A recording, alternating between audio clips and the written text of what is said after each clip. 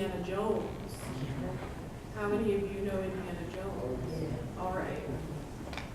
And you get a whip, and you get to wear a helmet, and you get to wear a cool belt and boots and go into the jungle and fight bad guys in order to get the gold and the loot. But that's not what anthropology should be. But some people still do that, and they steal artifacts from other cultures.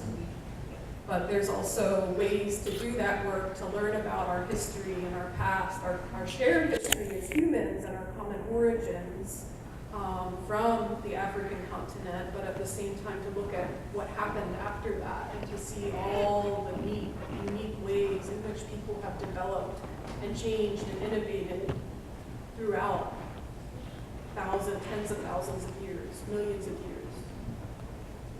Some people think anthropology is a store at the Fashion Fair Mall. Has anybody been there? And we can study, anthropologists can study, consumption patterns. And one anthropologist at UCLA, Elizabeth Chin, wrote a book called Purchasing Power about how young black girls in low-income communities make decisions about how they'll spend their money. And there's a lot of misgivings about how black communities mismanage their money. There's that myth of the welfare queen, which was totally invented by Ronald Reagan. Was this one woman who was a criminal, but then became the narrative for the whole welfare system. But it was interesting to see how even if she just gave them $10 and took them to the store, how careful and meticulous they were with rationing out their money and who they spent it on in their family, and also how they made choices for themselves too. And what is the political power of that, and how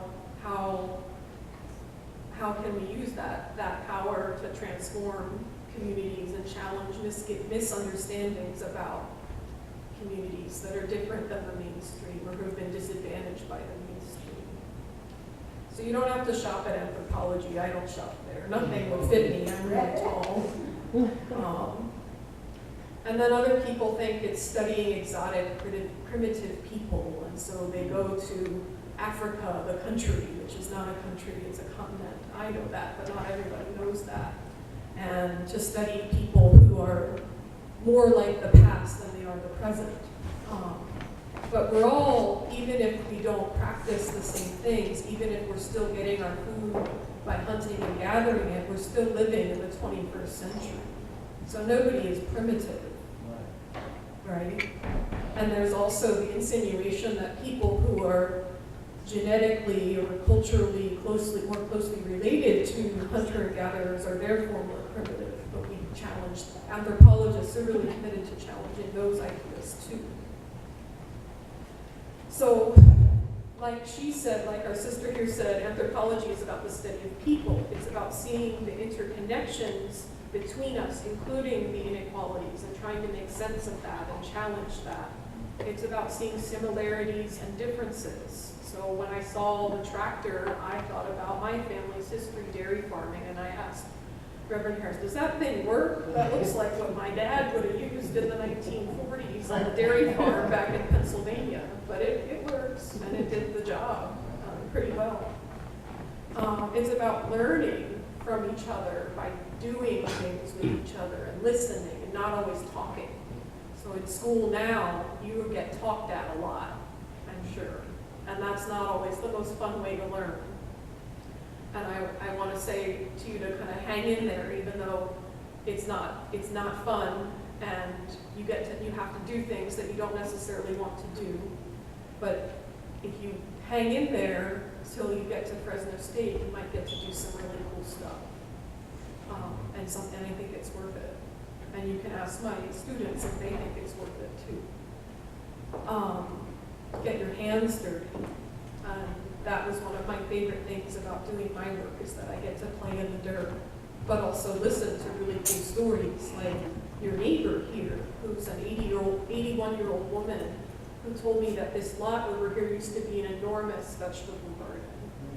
Can you imagine that? And that at one point there were lots of people living on that land in tents who were working in the fields. And the city of Fresno, much as it does into the present day, evicted most of those people except the people in that house. That house wasn't condemned for, it's still standing, it's a pretty good house. But everybody else was displaced, and who knows where they went. So it's really important to know that history and to think about how that's connected to what's going on in the present with people being evicted and foreclosed from their homes, and how that affects your ability to thrive and survive and do well. And you also get to go to different places and learn more. That's research versus just reading books or watching television. National Geographic television often misrepresents a lot of things, or just reading it on Wikipedia, which is something I work hard to get my students to stop doing. Because it's the easy way. Oh, I just go to Wikipedia. Oh, I just Google it. But Google can't teach you everything. Google isn't a person.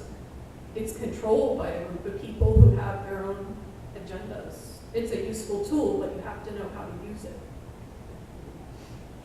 So one of my teachers is an African-American anthropologist named Rachel Watkins, and she used one branch, her specialty is one branch of anthropology called biological anthropology, which is the study of our physical beings in the past and the present. And she was studying a collection of remains from below the World Trade Center. When we think of that, we think of 9/11 and the towers coming down. But before those towers were even there was this thriving Black community, and there was a graveyard, and the Twin Towers were built on top of this African-American burial ground. And those remains were excavated and became the Cobb collection. And Walter Montague Cobb is also a very famous Black anthropologist who helped challenge myths about Blacks having extra bones or muscles in their bodies that made them more athletic. Technically, our bodies are all biologically the same. We just have genes that sometimes express differently. And there's no genes for intellect or behavior. We learn those things. So she worked with that collection of bones to learn more about what the health of those people was like. And your bones tell stories. You can tell what you were eating, whether you got into fights, whether you had to get certain medical procedures done, and how long you lived, and so on and so forth. And so knowing what we know about the health of people, African-American people in the past, can tell us a lot about those same communities in the present too, and but we're alive now, and so there's things we can do to intervene to make our health better.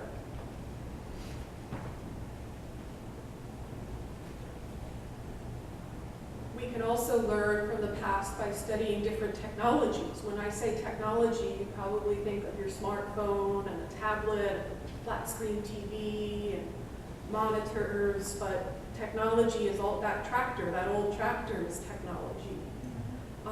The use of sticks to plant seeds is a technology.